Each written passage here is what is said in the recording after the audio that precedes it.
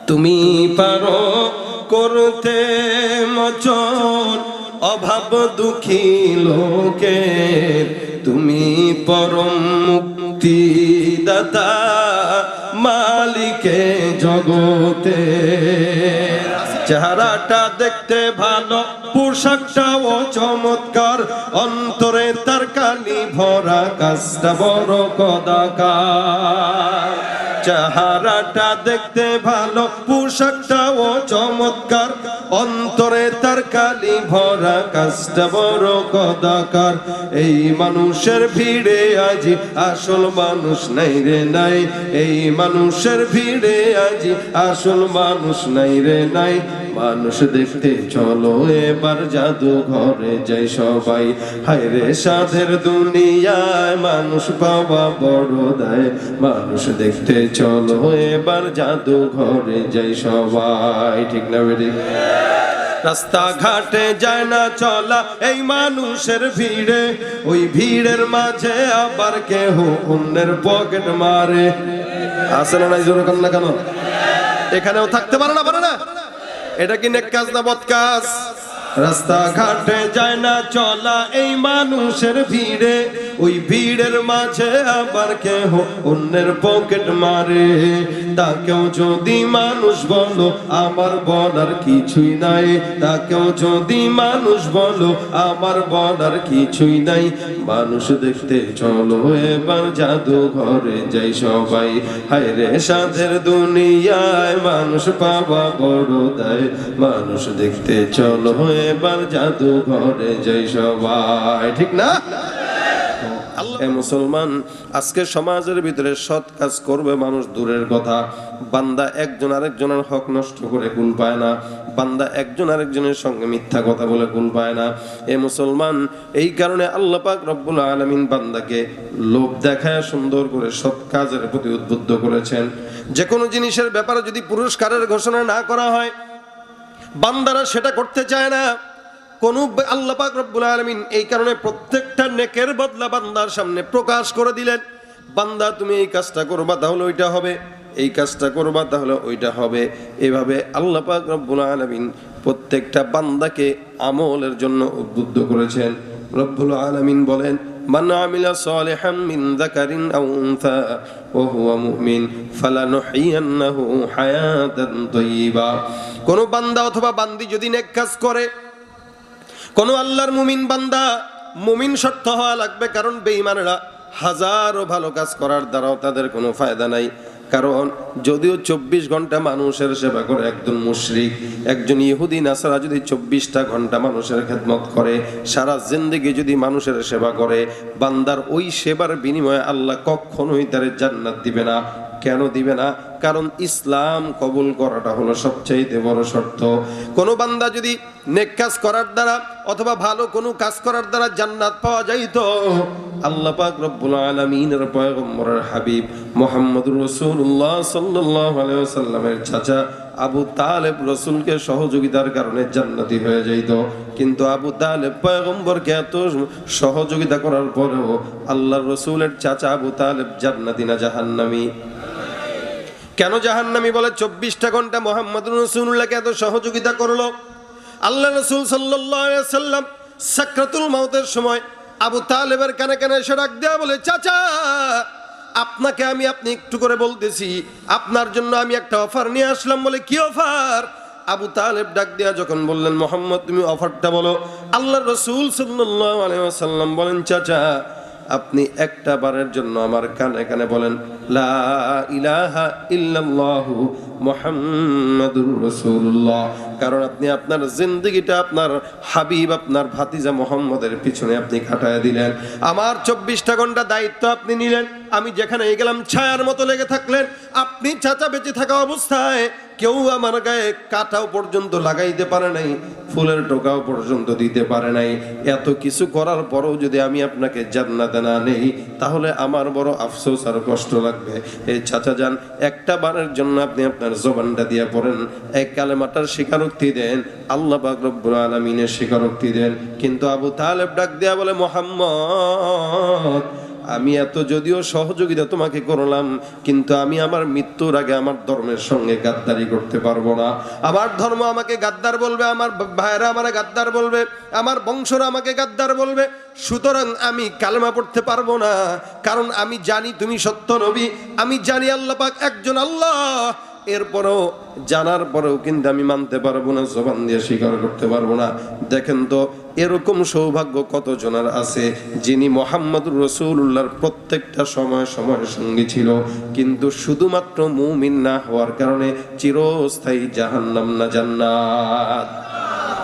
ভাইরা আমার, এই কারণে আল্লাহ পাক এই জায়গাটায় শর্ত দান করে দিলেন, প্রত্যেকটা মুমিন বান্দা, যারা বান্দা হোক অথবা বান্দি হোক, শর্ত হলো মুমিন হওয়া লাগবে। মানে আমিলা সালেহা, আল্লাহ পাক বলেন সে যদি সৎ কাজ করে আমি রব্বুল আলামিন তাকে কি করব? আল্লাহ পাক রব্বুল আলামিন বলেন ফালানুহিয়ান্নাহু হায়াতান তাইয়্যিবা, এই বান্দার জিন্দেগিকে আমি আল্লাহ পাক রব্বুল আলামিন নেক জিন্দেগি দান করব। বান্দা নেককার একটা জিন্দেগি পেয়ে যাবে যদি সে সৎ কাজ করে আমলে সালেহের সঙ্গে। প্রত্যেকটা মুমিন বান্দার জন্য আল্লাহ পাক রব্বুল আলামিনের ঘোষণা, ওই ব্যক্তিকে যে জীবনটা আমি আল্লাহ পাক দান করব, ওই জীবনটা হবে উত্তম একটা জিন্দেগি। অর্থাৎ উত্তম জিন্দেগি মানে বান্দা টাকা কামাইতে গেলেও আল্লাহ পাক সম্পদের ভিতরে বরকত দিবে। বান্দা যদি নেক কাজের সঙ্গে ক্ষমতাও চায়, আল্লাহ বান্দাকে ক্ষমতাও দান করবে। বান্দা যদি নেক কাজের সঙ্গে ইবাদত করে, আল্লাহ পাক তাকে তার ওলি বানায় নিবে। বান্দা যদি যেই জায়গাটায় যায় নেক কাজের সঙ্গে যদি করে, প্রত্যেকটা কাজ রব্বুল আলামিন সুন্দরভাবে সাবলীলভাবে দুনিয়ার জমিনে সংগঠন করায় দিবে। এই কারণে মুসলমান, আল্লাহ পাক বলেন ফালানুহিয়ান্নাহু হায়াতান তাইয়্যিবা, অর্থাৎ বান্দার প্রত্যেকটা জিন্দেগির পরতে পরতে আমি উত্তম জীবন বান্দাকে দান করব। সুবহানাল্লাহ। উত্তম জিন্দেগি চায় না এমন কেউ আছে?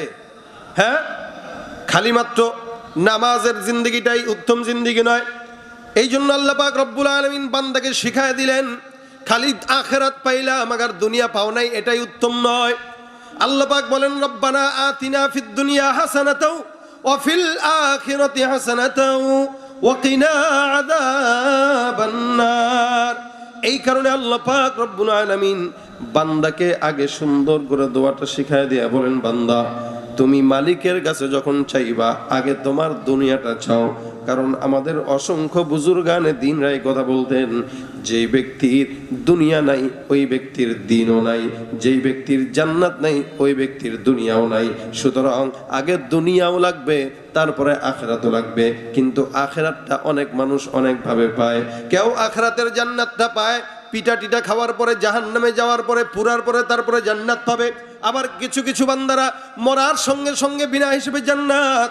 আল্লাহ পাক রব্বুল আলামিন এই কারণে চমৎকার একটি দোয়া শেখায় দিয়েছেন, রব্বানা আতিনা ফিদ দুনিয়া হাসানাতাও ওয়া ফিল আখিরাতি হাসানাতাও ওয়া কিনা আযাবান নার। যেজন্য যখন দোয়া শুরু করবেন, হাতটা ওঠানোর পরে ডাক দিয়া বলবেন, আল্লাহ তুমি আগে আমাকে দুনিয়া দাও, সফলতা আগে দুনিয়ার সফলতা দাও, দুনিয়ার সফলতা পাওয়ার পরে এবার আখিরাতের সফলতা দাও। আর আখিরাতের সফলতা যেহেতু পেয়ে গেলাম, এখন তোমার কাছে আমি জান্নাত চাই, তবে জান্নাতটা বিনা হিসেবে জান্নাত চাই। ওয়াকিনা আযাবান নার, আযাব যেটা হবে জাহান্নামের ওটার থেকে বাঁচায়, তারপরে সোজা জান্নাত দিয়ে দিবা। আল্লাহ পাকের কাছে এই দোয়াটা করে। এইজন্য দুনিয়াও দরকার, আখিরাতও দরকার। আল্লাহ পাক বলেন লা ওয়ালা নুহিয়ান্নাহু হায়াতান তাইয়্যিবা। এই হায়াতান তাইয়্যিবা মানে বান্দা দুনিয়াও পাবে আখিরাতও পাবে। সুবহানাল্লাহ। এইজন্য একজন চেয়ারম্যানই করতে গেলে তার আখিরাত চিন্তা করে তারপরে চেয়ারম্যানই করা লাগে। এখানে যেন কোনো অসৎ কাজ না হয়। মেম্বারি করতে গেলে চিন্তা করবে এই জায়গায় যেন কোনো গুনাহের কাজ না হয়। একজন ব্যবসায়ী ব্যবসা করার সময় চিন্তা করবে এই জায়গায় কোনো 2 নম্বরই না হয়। সমাজের ভিতরে যারা ব্যবসায়ী আছে, চায়না কাপড়ে জাপানি কাপড় বলে 500 টাকা গজে মানুষের কাছে বিক্রি করে ধোকা দেয়, আছে না নাই? ওজনের ভিতরে কম দেয়। এগুলা কি নেক কাজ না খারাপ কাজ? কি মনে হয়? জোরে বলেন, কি কাজ? হারাম খাওয়া নেক কাজ না খারাপ কাজ? দুর্নীতি করা নেক কাজ না খারাপ কাজ? সুদ খাওয়া নেক কাজ না খারাপ কাজ? এ মুসলমান, এই কারণে আল্লাহ পাক রব্বুল আলামিন মুমিনদেরকে নেক কাজ করতে বললেন। নেকের বিপরীত হইল বদ। এই জন্য কোন বান্দারা ব্যবসা বাণিজ্য করে সেখানেও বদগিরি করে, ওই জায়গায় মানুষকে ঠকায়, ওই জায়গায় মানুষের মাপে কম দেয়। আল্লাহ বলেন না না, মান আমিলা সলিহা, যদি কোনো বান্দা সৎ কাজ করে তাহলে এই বান্দার ব্যবসাটাকেও আমি আল্লাহ উত্তম ভাবে বরকত দান করে দিব। ওয়ালা নাহইয়ান্নাহু হায়াতান তাইয়্যিবা, এই হায়াতের ভিতরে মানুষের ব্যবসা জড়িত, হায়াতের ভিতরে মানুষের সম্পদ জড়িত, হায়াতের ভিতরে মানুষের সমস্ত কাজ জড়িত। আল্লাহ বলেন সে উত্তম ভাবে যদি চলে, আমল করে, প্রত্যেকটা পদে পদে আমি আল্লাহ পাক তাকে উত্তম রিজিক দান করে দিব। এই জন্য ব্যবসা বাণিজ্য করতে গেলে ভালো মতো নাকি 2 নম্বরই করে? জোরে বলেন। ভালো মতো। মাপে কম দিবেন না বেশি দিবেন? সমান। পারলে একটু বেশি দেন, কারণ ওইটা আল্লাহ পাকের কাছে নেক হিসেবে প্রমাণ করবেন। কিন্তু কম যেন না হয়, কারণ অনেক সময় মাপে সমান দিলেন কিন্তু হইতে পারে এখানে কোনো ঝামেলা ছিল দাড়ি পাল্লায়, তার কারণে একটু সে কম পেয়ে গেল, এই কারণে একটা বাড়ায় দিয়ে দেন। আমি অসংখ্য মানুষকে এরকম দেখেছি যারা 1 কেজি বরাবর মাপার পরে এবার আরো 2টা দিয়ে দেয় যে দিলাম বাড়ায়া। কেন? আমি জালেম হতে চাই না, মাজলুম হতে চাই। কারণ কি? মাজলুমের দোয়া আল্লাহ পাক কবুল করে, কিন্তু জালেম যদি হই কোনো দোয়া আল্লাহ পাক কবুল করবে না। কাউকে যদি মাপে কম দেওয়া হয়, জালেম হইলাম না মাজলুম হইলাম? জালেম না, তাহলে আমার দোয়া আল্লাহ কবুল করবেন কিভাবে? আর যদি তাকে মাপে কম না দিয়ে সমান সমান দেওয়ার পর আর 2টা বাড়ায় দেই, তাহলে এখন আমি তাকে জিতায় দিলাম তার অগোচরে। সে তো মনে করলো 1 কেজিই দিছে, কিন্তু আমি তো জানি তাকে 2টা জিনিস বাড়ায় দিলাম। তা আল্লাহ পাক কি এটা দেখছে না, দেখে নাই? তো বলেন তো, ওই 2টা যে আপনি আল্লাহর জন্য দিলেন, ওইটা কি বিফলে যাবে না আল্লাহ পাক জমা রাখছেন? জমা রাখছেন, জমা। অবশ্যই কোনো না কোনো জায়গা থেকে ওইটার বরকত আল্লাহ পাক রব্বুল আলামিন দিবেন। এই জন্য ব্যবসায়ী যখন ব্যবসা করবে তখন এই চিন্তা করবে, এই ব্যবসাটা শুধুমাত্র টাকা কামানোর ধান্দা নয়, এটা আল্লাহ পাক রব্বুল আলামিনের একটা ইবাদত। রাসূল করিম সাল্লাল্লাহু আলাইহি ওয়াসাল্লাম বলেন, কোন ব্যবসায়ী যদি সৎ ব্যবসায়ী হয়, ওই ব্যবসায়ীকে আল্লাহ পাক রব্বুল আলামিন 4 প্রকার মানুষের সঙ্গে আল্লাহর জান্নাত দিবেন। 1 নম্বর নবীন, 2 নম্বর সিদ্দিকিন, 3 নম্বর শুহাদা, 4 নম্বর সালেহিন। এই 4 প্রকার মানুষের সঙ্গে আল্লাহ পাক রব্বুল আলামিন তাকে জান্নাত দান করে দিবেন। যদি সে সৎভাবে ব্যবসা করে, বরকত তো আছেই, থাকবেই।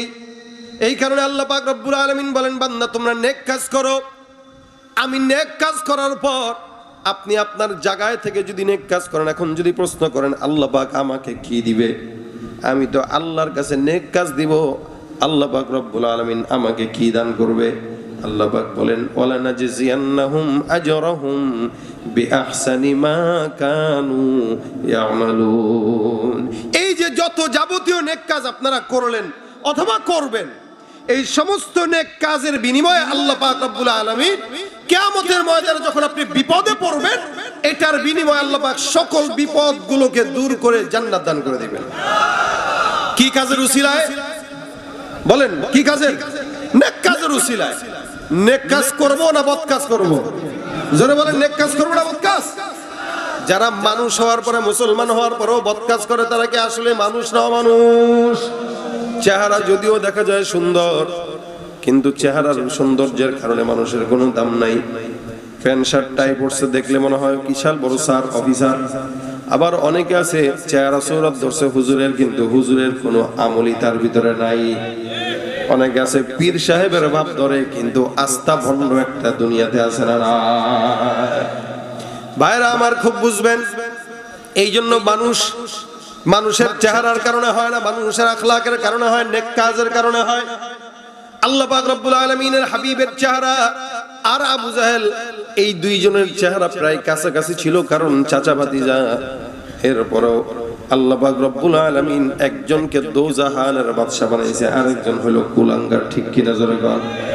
এই কারণে রব্বুল আলামিন বলেন, ইন্নাল্লাহা লা ইয়ানজুরু ইলা সুওয়ারিকুম ওয়া আমওয়ালিকুম ওয়ালাকিন ইয়ানজুরু ইলা কুলুবিকুম ওয়া আমালিকুম। নিশ্চয়ই আল্লাহ পাক রব্বুল আলামিন বান্দার চেহারার দিকে তাকায় না, নিশ্চয়ই আল্লাহ পাক সম্পদের দিকে তাকায় না, নিশ্চয়ই আল্লাহ পাক রব্বুল আলামিন বান্দার ক্ষমতার দিকে তাকায় না, আল্লাহ পাক রব্বুল আলামিনের কাছে একজন কোটিপতির এমবিবিএস ডাক্তার অথবা এমপি মন্ত্রীর চাইতেও একজন রিকশাওয়ালা ইমানদারের দাম বেশি, ঠিক কিনা? আল্লাহ পাক রব্বুল আলামিন বলে, বান্দা তো তারা, মানুষ তো তারা যাদের উপরের চামড়াটাও কালো, যাদের চেহারা সুন্দর না, যাদের কাছে কোনো সম্পদ নাই। রব্বুল আলামিন বলেন, আমি আল্লাহ পাক বান্দার সম্পদের দিকে না তাকাইলেও, বান্দার ক্ষমতার দিকেও তাকাই না। আমি আল্লাহ দেখি বান্দার কলবটার ভিতরে নেক কাজের গুরুত্ব আছে কিনা। যেই বান্দার কলবের ভিতরে নেক কাজের গুরুত্ব থাকবে, ওই বান্দার দাম আমি আল্লাহর কাছে সমস্ত বড়লোক কোটিপতির চাইতেও বেশি না কম। এই জন্য ভাইরা, আল্লাহ পাক রব্বুল আলামিন ওই বলেন, নেক কাজের বিপরীতে আল্লাহ পাক বান্দাকে জান্নাত দান করে এবং প্রতিদান দেয়, বিপদ থেকে হেফাজত করে। আল্লাহ রাসূল সাল্লাল্লাহু আলাইহি ওয়াসাল্লাম হাদিস শরীফের ভিতরে বর্ণনা করেন, বহু আগের জামানার ঘটনা। হযরত আবু হুরায়রা রাদিয়াল্লাহু তাআলা আনহু থেকে বর্ণিত, উনি বলেন, আল্লাহ রাসূল সাল্লাল্লাহু আলাইহি ওয়াসাল্লাম একবার আমাদেরকে নসিহত করার জন্য বসলেন। পয়গম্বর সুন্দর করে একটা ঘটনা আমাদেরকে বর্ণনা করে শুনাইতেছিলেন। বলে, কেমন ঘটনা? দেখেন, আমরা নেক কাজ না করলেও আল্লাহ পাকের সামনে যে দাঁড়াইতে হবে, এই ভয়টা আছে না নাই? কিন্তু কিছু কিছু মানুষ আছে যাদের এই ভয়টাও নাই যে আল্লাহর সামনে একদিন দাঁড়াইতে হবে। যদি থাকতো, এইভাবে গুনাহের কাজ করতো না। কন্টিনিউ গুনাহের কাজ করা, এটা কুফরের শামিল। সব সময় সর্বদা গুনাহের কাজ করা কিসের শামিল? কুফরের শামিল। কারণ আল্লাহ পাক তাও তার নাই। যারা এই ভয় রাখবে যে আল্লাহর সামনে দাঁড়াইতে হবে, এই ভয় যদি কারো দিলে থাকে, আল্লাহ পাক বলেন, আমি ওই বান্দার জন্য 2টা জান্নাতের ফয়সালা রাখবো, 2টা। শুধু এতটুকু ভয় যদি থাকে যে আল্লাহর সামনে আমাকে কি করা লাগবে? দাঁড়াইতে হবে। এই ভয় কি আমাদের আছে? টেনশন হয় তো ইনশাআল্লাহ। টেনশন যদি হয়, কোনো টেনশন নাই। আর আল্লাহর সামনে দাঁড়ানোর যদি ভয় থাকে, তাহলে আর অন্য কোনো টেনশন নাই। ইনশাআল্লাহ জান্নাত রেডি কয়টা? যদি রেডি কয়টা? এই জন্য আল্লাহ পাক বলেন, ওয়ালিমান খাফা মাকামা রাব্বিহি জান্নাতান। কোন বান্দা যখন নাকি আমি আল্লাহর সামনে দাঁড়ানোর ভয় তার দিলের ভিতরে থাকবে, আল্লাহ পাক রব্বুল আলামিন বলেন, ওই বান্দাটার জন্য একটা নয় 2টা জান্নাত রেডি রাখবো। এক একটা জান্নাতের পরিধি কেমন? আল্লাহ পাক রব্বুল আলামিন বলেন, হে মুসলমান, তোমরা যে জান্নাতের পিছনে দৌড়াও, এই জান্নাতের প্রশস্ততা হইল, আল্লাহ পাক বলেন, ওয়াসারিউ ইলা মাগফিরাতিম মির রাব্বিকুম ওয়া জান্নাতিন আরদুহাস সামাওয়াতু ওয়াল আরদ। আল্লাহ পাক রব্বুল আলামিন বলেন, যেই জান্নাতের পিছনে তোমরা দৌড়াইতেছো, এই জান্নাতের প্রশস্ততা হইল আসমান আর জমিনের সমান। রাসূল বলেন, আপনার থেকে আপনি একজন মুমিনকে আল্লাহ পাক সবচেয়ে ছোট্ট যেই জান্নাতটা দান করবেন, এই জান্নাতটা রাসূল করিম সাল্লাল্লাহু আলাইহি ওয়াসাল্লাম বলেন কত বড় হবে জানেন? আপনাকে আমাকে আল্লাহ পাক রব্বুল আলামিন সবচাইতে ছোট জান্নাতের যেই জায়গাটা দিবেন, ওই জায়গাটাই হবে এমন দুনিয়া 10টা দুনিয়ার সমান জান্নাত। সুবহানাল্লাহ। জান্নাত চির সুখের ঘর, জান্নাত চির সুখের ঘর, ও গো জানতে যদি তুমি,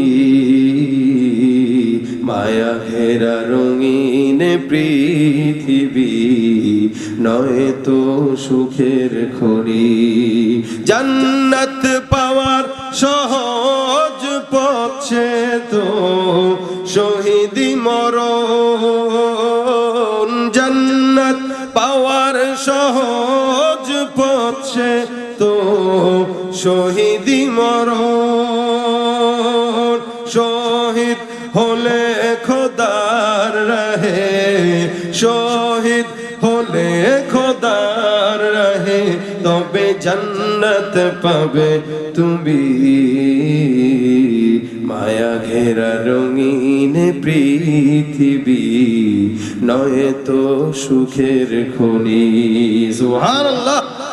জান্নাত দেনওয়ালা কে? ভাইরা আমার, দেখেন, এতটুকুন ভয় যদি থাকে, আল্লাহ পাক বলেন, ওয়ালিমান খাফা মাকামা রাব্বিহি জান্নাতান। এই যে আল্লাহ পাকের ভয় যদি বান্দার থাকে যে মালিকের সামনে দাঁড়ানো লাগবে, ওই বান্দা কোনোদিন ঘুষ খাইতে পারবে না, ওই বান্দা কোনোদিন দুর্নীতি করতে পারবে না, ওই বান্দা জনগণের মাল চুরি করতে পারবে না, ঠিক কিনা? আজকে নেককার কারা বদকার কারা তাদের চেহারা দেখলেই প্রকাশ পায়, ঠিক কিনা? জোরে বল। নেককারদের চেহারা দেখলে কি বুঝবেন? সীমাহুম ফি বুজুহিহিম মিন আসারিস সুজুদ। এদের চেহারা দেখলেই বোঝা যায় এদের কপালটা আল্লাহর সিজদায় অবনত থাকে। সুবহানাল্লাহ। আল্লাহ পাক নেককারদের পরিচয় বর্ণনা করেছেন, তাদের কপালের দিকে তাকাইলে সিজদার আলামত পাওয়া যায়। বর্তমান মুসলমানের চেহারার দিকে তাকাইলে দুর্নীতির আলামত পাওয়া যায়। বর্তমান মুসলমানের চেহারার দিকে তাকাইলে ঘুষ আর সুদের আলামত পাওয়া যায়, ঠিক কিনা? ঘুষ খাইতে খাইতে চেহারা একদম কুকুরের মতো, শুকুরের মতো বানায় ফেলছে। না খাইলে পেটের ভাত হজম হয় না। যে যত বেশি ঘুষখোর তার সম্মানও তত বেশি দুনিয়াতে, এরকম একটা অবস্থা হয়ে গেছে। আবার বলে ওইটা বাদ দেবাটা দরবেশি। দুনিয়াতে থাকতে বাংলাদেশে ভালো মানুষের ভাত নাই, এগুলো বলে আকাম করে আর দলিল দেয় কি বাংলাদেশে ভালো মানুষের ভাত নাই। কে কয় ভালো মানুষের ভাত নাই? ভালো মানুষের জন্য আল্লাহ পাক পোলাও আর মান্না সালাও অপেক্ষা রাখে।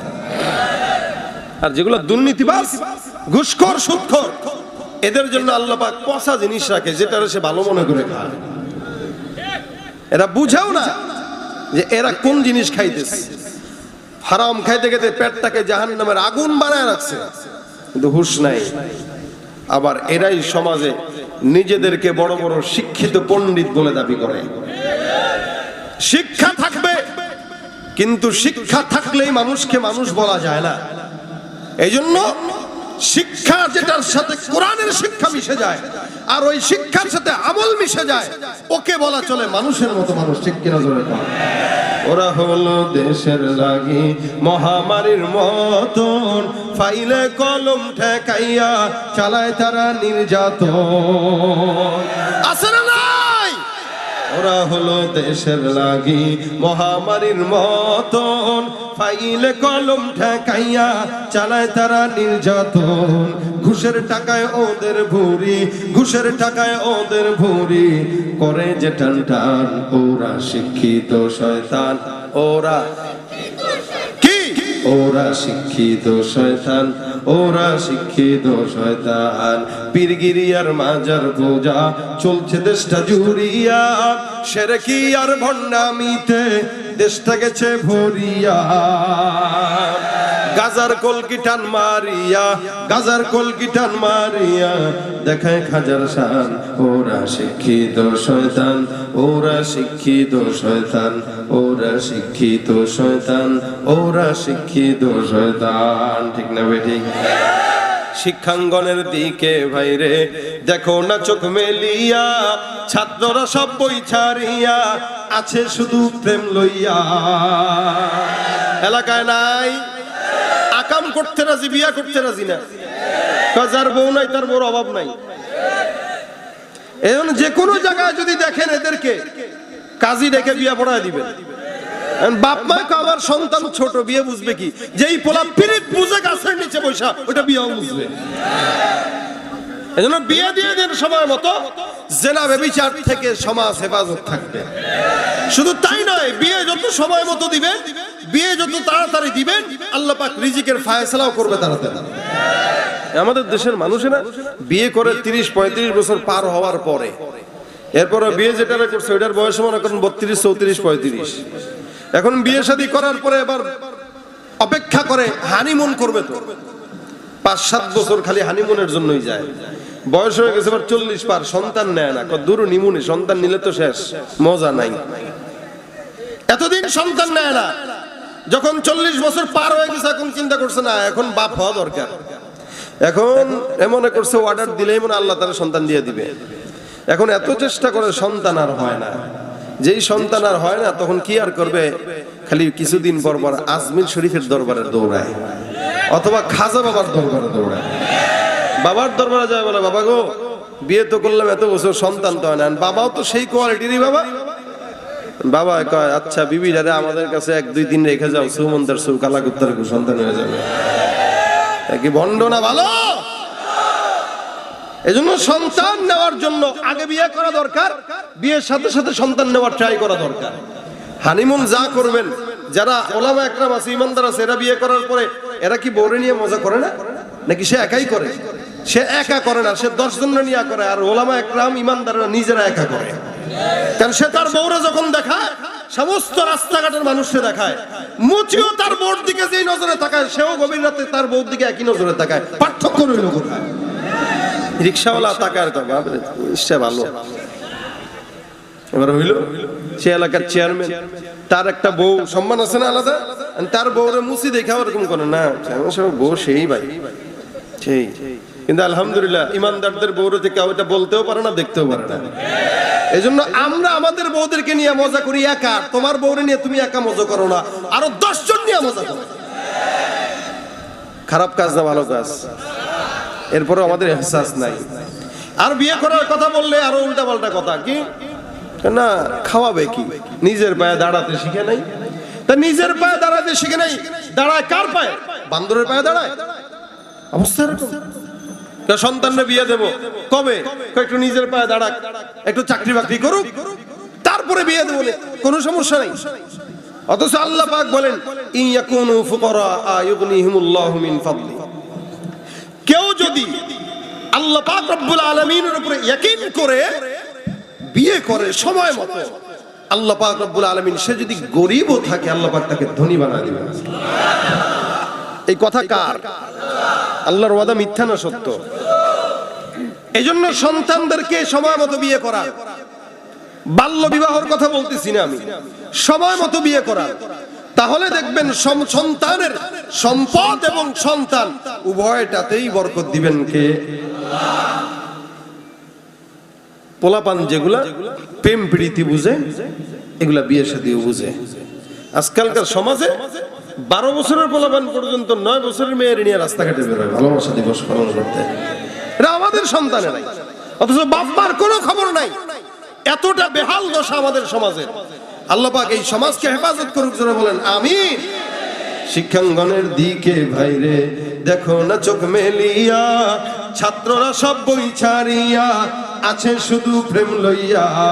অস্ত্র সে তো সঙ্গের সাথী, অস্ত্র সে তো সঙ্গের সাথী, হইতে মাস্তান ওরা শিক্ষিত শয়তান, ওরা শিক্ষিত শয়তান। ঠিক না বেটি? বাইরে আমার এই কারণে আল্লাহ পাক রব্বুল আলামিনের সামনে আপনার আমার প্রত্যেকের জবাব দেওয়া লাগবে। এই ভয়টা থাকা এটা মুমিনের গুণ। রব্বুল আলামিন বলে বান্দা এই এতটুকুন ভয় যদি রাখো, দাঁড়ানো লাগবে। ওয়ালিমান খাফা মাকাম রাব্বিহি জান্নাতান, একটা নয়, আমি আল্লাহ পাক এই চিন্তার কারণে 2টা জান্নাত তোমাদের জন্য রেডি রাখবো। এ মুসলমান, যদি অনেক সময় আমরা গুনাহ করে ফেলি, অনেক সময় আমরা নেকের পথে চলতে পারি না, কিন্তু এরপরও একটা মনের ভিতরে ভয় থাকে, অনুতপ্ততা থাকে।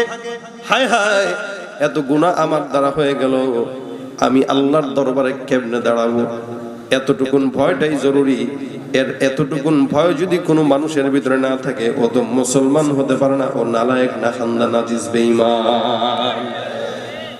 হাদিস শরীফে রাসূল করিম সাল্লাল্লাহু আলাইহি ওয়াসাল্লাম বলেন, বহু আগের জামানার ঘটনা, একজন বান্দা, যেই বান্দাটা নেক কাজ তেমন করতো না, সাকরাতুল মাউত যখন চলে আসছে, বান্দাটা ডাক দিয়ে বলে, সন্তান, তোমাদের কাছে আমার ওসিয়ত, আমি যদি ইন্তেকাল করি, আমার ইন্তেকালের পরে তোমরা একটা কাজ করবা। বলে কি কাজ? বলে আমি তো দুনিয়ার জমিনে সুন্দর করে ইবাদত বন্দেগী করে যেতে পারি নাই, আল্লাহ পাকের সঙ্গে তাআল্লুক ভালো রাখতে পারি নাই।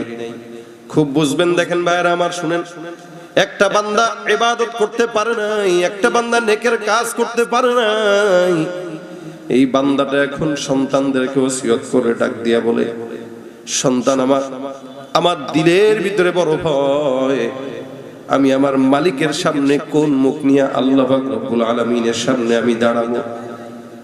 আমার কাছে এমন কোন চেহারা নাই যে আমি আমার চেহারা নিয়ে আমার মালিকের সামনে দাঁড়াই। আমি নামাজ ঠিকমতো পড়ি নাই, ইবাদত করি নাই, মালিককে ডাকি নাই, কিন্তু আমার এখন ভয় হয় যদি আমার মাওলা আমাকে জাহান্নামের আগুনে দেয়, আমার হালত কি হবে এটা আমার জানা নাই। আমি আল্লাহ পাক রব্বুল আলামিনের সামনে দাঁড়ানোটাকে ভয় পাই। আমার মালিক যদি আমাকে প্রশ্ন করে, বান্দা এমন কি আমল তুমি আমার কাছে নিয়ে আসছো যে আমলটার উসিলায় আমি আল্লাহ তোমাকে জান্নাত দিয়ে দিব, এমন কথা যদি আমার মালিক বলে, আমার জান্নাতে যাওয়ার মতো কোনো ওসিলা তো আর নাই। এই বান্দাটা এই ভয় করতে করতে করতে করতে সন্তানকে ডাক দিয়া বলে, সন্তান, আমি তোমাদেরকে মরার আগে একটা ওসিয়ত করলাম, আমার ওসিয়তটা তোমরা খেয়াল করে শুনবা আর পালন করবা। যদিও আমার ওসিয়তটা তোমাদের কাছে ভালো লাগবে না, কিন্তু আমি তোমাদেরকে যে ওসিয়ত করব, ওসিয়তটা আমি আমার দিল থেকে করব, তোমরা আমার ওসিয়তটা সুন্দর করে পালন করবা। সন্তানদেরকে সুন্দর করে এই কথা বলে। সন্তানরা বলে, বাবা আপনি বলেন। বাবা ডাক দিয়া বলে, সন্তানেরা, আমার ইন্তেকালের পরে লাশ তোমরা সময় মতো দাফন দিবা না। আমার লাশটা তোমরা দাফন কাফন কোনো কিছুই দিবা না। অন্যদের মতো দাফন যেভাবে দেয়, মাটির ভিতরে যেভাবে দেয়, আমার লাশটা সেভাবে দাফন দেওয়া দরকার নাই। কি করব বাবা? আমার লাশটা তোমরা কি করবা? আমি তোমাদেরকে একটা সুন্দরভাবে পরামর্শ দেই, কথা বলে যাই। তোমাদের কাজ হলো, আমি যখন ইন্তেকাল করব, আমার ইন্তেকালের পরে তোমরা লাশটা দাফন না দিয়া একটা কাজ করবা, বিশাল বড় মাঠের ভিতরে নিয়ে যাবা। যাওয়ার পরে লাকড়ি ধরাইবা, আগুন ধরাইবা, এমন লাকড়ি দিবা যে লাকড়িতে আগুন বেশি জ্বলে, এমন তেল দিয়ে দিবা যেই তেলে অতি দ্রুত আগুন ধরে যায়, আগুনটা যেন দাও দাও করে জ্বলে, এমন একটা আগুন দিবা, এমন লাকড়ি দিবা। আর আমার ইন্তেকালের পরে সাথে সাথে আমার লাশটা দাফন না দিয়া তোমরা ওই আগুনের ভিতরে জ্বালায় দিবা। সন্তানরা ডাক দিয়া বলে, বাবা এটা কেমনে সম্ভব? একটা সন্তান হয়ে বাবার লাশটা নিজের চোখের সামনে আগুন দিয়ে পোড়ানো সম্ভব নয়। বাবা ডাক দিয়া বলতেছে, এটা আমার ওসিয়ত, তোমাদের জন্য মানা জরুরি। আমি তোমাদেরকে ওয়াদাবদ্ধ করাইলাম, আমার লাশটা তোমরা জানাজা না দিয়া, দাফন না দিয়া, সুন্দর করে আগুন দিয়া জ্বালা ছাই করে ফেলবা। খুব খেয়াল করবা, একটা বালু, একটা কণাও যেন, একটা হাড্ডি যেন বাদ না পড়ে। আমার প্রত্যেকটা হাড় যেন একদম ছাই ছাই হয়ে যায়। সন্তানরা ডাক দেয়া বলে, পিতা আপনার ওসিয়ত আমরা মানতে চাই, মানবো, কোনো টেনশন নাই। বাবাটা অসুস্থ হতে হতে হঠাৎ করে দুনিয়ার জমিন থেকে বিদায় হয়ে গেছে। বাবা এবার ডাক দিয়া ওসিয়ত করে এই কথাটাও বলেছিলেন, যখন নাকি আমার লাশটা আগুন দিয়া পুরানো হয়ে যাবে, তখন যেই ছাইগুলো তোমরা পাইবা, এই ছাইগুলোকে কয়েকটা ভাগে ভাগ করবা।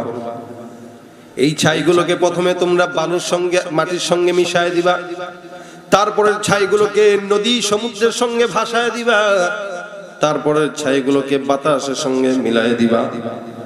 সন্তানটা ডাক দিয়া বলে, বাবা এই কাজ করার দ্বারা আপনার জন্য কি ফায়দা? বাবা ডাক দিয়া বলে, এ সন্তান, আমি তো দুনিয়ার জিন্দেগিতে নেক কাজ করতে পারি নাই, আমি তো দুনিয়ার জিন্দেগিতে আল্লাহ পাক রব্বুল আলামিনের ইবাদত করতে পারি নাই। আমি আমার মাওলার সামনে যখন দাঁড়াবো, জাহান্নাম ছাড়া কোনো আমার উপায় নাই। আমার মনে মনে একটা ধারণা, আমি যদি আমার সমস্ত শরীরটাকে জ্বালায় পোড়ায় ছাইগুলো বাতাসের সঙ্গে ভাসায় দেই, আমার মাওলা হয়তো আমার লাশটা আর পুনরুত্থান করতে পারবে না। আমি আমার মাওলা পাকের আযাব থেকে নিজেকে হেফাজত করতে পারবো। সন্তানরা যখন বাবা মারা গেল, বাবার ইন্তেকালের পর সমস্ত সন্তানরা মিলে বাবার ওসিয়ত অনুযায়ী সুন্দর করে লাশটা দাফন না দিয়া আগুন দিয়ে পুড়ায় দিল।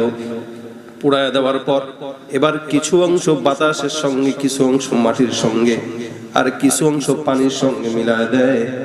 কিন্তু আমার মাওলা এমন একজন আল্লাহ পাক রব্বুল আলামিন বলেন, এ বান্দা, মিনহা খালাকনাকুম ওয়া ফিহা নুঈদুকুম ওয়া মিনহা নুখরিজুকুম তারাতান উখরা। তোমরা এটা মনে করো না তোমাদেরকে আমি আল্লাহ যেখান থেকেই বের করলাম, আবার দ্বিতীয়বার তোমাদেরকে সেখান থেকে উঠাইবো। আল্লাহ পাক রব্বুল আলামিন যদি চান, পারেন না এমন কোনো কিছু আছে নাকি বলেন তো? এই জন্য মালিক বলেন, ইন্নামা আমরুহু ইযা আরাদা শাইআন আন ইয়াকুলা লাহু কুন ফায়াকুন। আমার মালিক যদি কোনো কিছু চায়, আল্লাহ পাক রব্বুল আলামিনের সময় দরকার হয় না। মালিক খালি বলে একবার হও, আল্লাহর এই হও ইচ্ছা হওয়ার সাথে সাথে সঙ্গে সঙ্গে সমস্ত কিছু হয়ে যায়। সব বিপদ থেকে হেফাজত করেনওয়ালা কে? বান্দা যখন এই ওসিয়ত করে গেল, সন্তানরা এখন বাবার লাশটা আগুন দিয়ে পুড়ে জায়গায় জায়গায় ছড়ায় দেয়। আল্লাহ পাক রব্বুল আলামিন এবার ওই বান্দার সমস্ত বিচার হিসাব নিকাশ যখন নিবে, আল্লাহ পাক রব্বুল আলামিন বান্দার লাশের ধোঁয়াগুলো যেখানে যেখানে মিশে আছে এটা আল্লাহর জানা না অজানা? আল্লাহ পাক রব্বুল আলামিন ডাক দিয়া বলেন, এর বাতাস কোথায় তোর অংশ? তুই এই বান্দার অংশটা আমি আল্লাহর কাছে ফেরত দিয়া দে। এ মাটি তোর অংশটাও তুই ফেরত দিয়া দে। এ সমুদ্র তোর অংশটাও তুই আমি আল্লাহর কাছে ফেরত দিয়া দে। তিনটা অংশ যখন রব্বুল আলামিন একত্রিত করে বান্দাকে ডাক দিলেন, বান্দা এবার মালিকের সামনে দাঁড়ায় মাথাটা নিচু করে আছে। হায় আল্লাহ, লজ্জায় মাথা আল্লাহর সামনে দাঁড়াইতে পারে না, তাকাইতে পারে না, মাথাটা নিচের দিকে তাকায় তাকায় কান্দে আর বলে, মালিক গো, আমি তো বুঝতেও পারি নাই এই চালাকি করার পরেও আমি তোমার কাছে ধরা খেয়ে যাব। আল্লাহ পাক রব্বুল আলামিন বলে, বান্দা তুই কি মনে করছিলি তোরে আমি আল্লাহ পাক ধরতে পারবো না? বান্দা ডাক দেয়া বলে, মালিক আমি বুঝতেও পারি নাই, কল্পনাও করতে পারি নাই। আমি তো ভাবলাম আমার ইন্তেকালের পর আমার লাশটাকে যদি আগুন দিয়া পুরানো হয়, আমার লাশের ধুলাবালি যদি এক একটা এক এক জায়গায় লাগানো হয়, আমার লাশের ধুলাবালিগুলি সবগুলো যদি প্রত্যেকটা জায়গায় ছড়ায় দেওয়া হয়, হে মালিক আমি মনে করছি তুমি আমাকে ধরতে পারবে না। আল্লাহ ডাক দেয়া বলে, বান্দা কেন তুই এটা করলি বল? রাসূল করিম সাল্লাল্লাহু আলাইহি ওয়াসাল্লাম সাহাবা আজমাইনদেরকে বলে, সাহাবা একরাম শুনো, এই বান্দাটা এত রকম চেষ্টা করার পরেও আমার মালিকের পাকড়াও থেকে বাঁচতে পারে নাই। কিন্তু আল্লাহ পাক রব্বুল আলামিন দয়ালু। কেমন দয়ালু আল্লাহ জানেন? হাদিস শরীফে রাসূল করিম সাল্লাল্লাহু আলাইহি ওয়াসাল্লাম বলেন, মহব্বত নামক বস্তুটা রব্বুল আলামিন যখন সৃষ্টি করেন, এই জিনিসটা সৃষ্টি করার সময় আল্লাহ পাক রব্বুল আলামিন এটাকে 100 ভাগে ভাগ করেছেন। কয়শো ভাগ? 100 ভাগ। আল্লাহর নবী বলেন, এই 100 ভাগের মহব্বতের একটা ভাগ আল্লাহ পাক রব্বুল আলামিন সমস্ত সৃষ্টি জগতের ভিতরে আল্লাহ পাক রব্বুল আলামিন ছড়ায় দিলেন। এক ভাগ মহব্বতটা আল্লাহ পাক বান্দার ভিতরে দিলেন, এক ভাগ মহব্বতটা আল্লাহ পাক সৃষ্টির ভিতরে দিলেন, এক ভাগ মহব্বতটা আল্লাহ পাক পশু পাখির ভিতরে দান করলেন। বাকি থাকলো কয় ভাগ? বলে 99 ভাগ।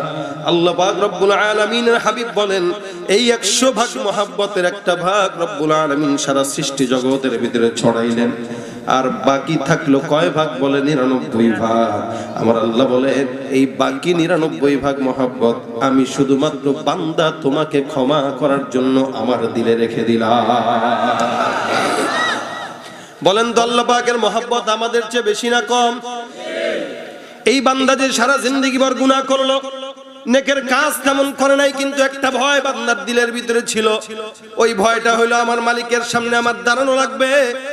আল্লাহ পাক রব্বুল আলামিন বলেন, ওয়ালিমান খাফা মাকাম রাব্বিহি জান্নাতান। কোন বান্দার দিলের ভিতরে যদি এতটুকুন ভয় থাকে, আল্লাহ পাক তার জন্য জান্নাতের ব্যবস্থা রাখবে। কয়টা? আল্লাহ ডাক দিয়া বলে, বান্দা তুই এই বুদ্ধিটা কেন করলি বল? বান্দা ডাক দিয়া বলে, আল্লাহ আমি চিন্তা করছিলাম মনে হয় তুমি আমাদের ধরতে পারবা না, কারণ তার ভিতরে এতটুকু জ্ঞান ছিল না যে আমার মাওলা পাক মরার পরে যে কোনো মূল্যেই হোক বান্দাকে আবার জীবিত করতে পারে। এই জন্য আল্লাহ আমি চালাকি করলাম তোমার পাকড়াও থেকে বাঁচার জন্য, আমি তোমাকে ভয় পাই। আল্লাহ পাক রব্বুল আলামিন তো এটাই চায়, যার কারণে আল্লাহ বলেন, ইত্তাকুল্লাহা হাক্কা তুকাতি। বান্দা তুমি এমন ভয় করো যেটাকে ভয় করাই বলে, লামসাম ভয় পাওয়া দরকার নাই, হক আদায় করে ভয় কর। এতটুকুন ভয় যেহেতু তোমার দিলের ভিতরে ছিল, তুমি তোমার যেই বাটপারির চিন্তাটা করলা, যদিও চিন্তাটা বাটপারি হইল, যদিও চিন্তাটা ধোঁকাবাজির চিন্তা হইল, কিন্তু এই চিন্তাটা তো আমি আল্লাহকে ভয় পাওয়ার কারণে হয়েছে। এতটুকু নেক কাজ আর চিন্তার কারণে আমি আল্লাহ আজকে তোমাকে আমার ওয়াদা মতো জান্নাত দান করে দিলাম। বান্দেগানে খাস আল্লাহ মুল গুয়ুব দরজাহা জানে জাওয়াসিসুল কুলুব জমিসর শবু ইয়ে পিরাহন শনিদি চরাদর চাহে কেনানশ নদীদি। মাফ করেন ওয়ালাকে। জবানটা খুলে বলেন আল্লাহু আকবার। আল্লাহ রাসূল সাল্লাল্লাহু আলাইহি ওয়াসাল্লাম বলেন, এই বান্দাটা এতটুকু নিয়তটা পাক্কা করার কারণে বান্দা জান্নাতি হয়ে গেল। এই কারণে আল্লাহ পাক বলেন বান্দা তোমরা নেক কাজ করো। ঈমানের অসংখ্য শাখার ভিতরে পয়গম্বর বলেন অসংখ্য শাখা আছে।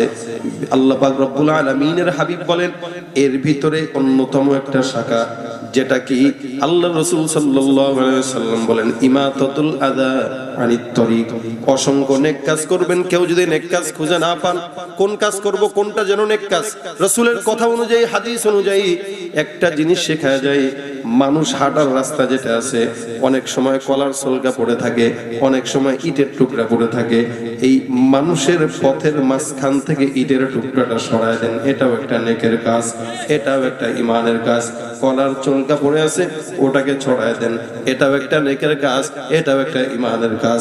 একটা বেঈমান যখন একটা কুকুরকে পানি পান করানোর দ্বারা আল্লাহর জান্নাত পেতে পারে, আপনিও অন্য মুমিনের পথের সামনে থেকে রাস্তা পরিষ্কার করার দ্বারা জান্নাত পাবেন না? পাবেন না, সম্ভব। খালি নিয়তটা সহি থাকা দরকার। এই কারণেই তো হাদিসটা বললাম, যদি কোনো বান্দার নেক কাজের নিয়ত থাকে, ঈমান ঠিক থাকে, হোক সেটা অল্প কাজ, হোক সেটা অল্প, হোক সেটা একদম সামান্য, কিন্তু আল্লাহর কাছে সংখ্যার আধিক্যতার কোনো দাম নাই। আল্লাহর কাছে ইখলাসের দাম, আল্লাহ পাকের কাছে খুলুসিয়াতের দাম। অনেক বড় আলেম, অনেক বড় দানবীর, অনেক বড় হাজি, অনেক বড় টাকাওয়ালা, না না কোনো দাম নাই। আল্লাহ দেখবে বান্দা তোমার কাছে অল্প থাকুক, ওইটার ভিতরে ইখলাস আছে কিনা।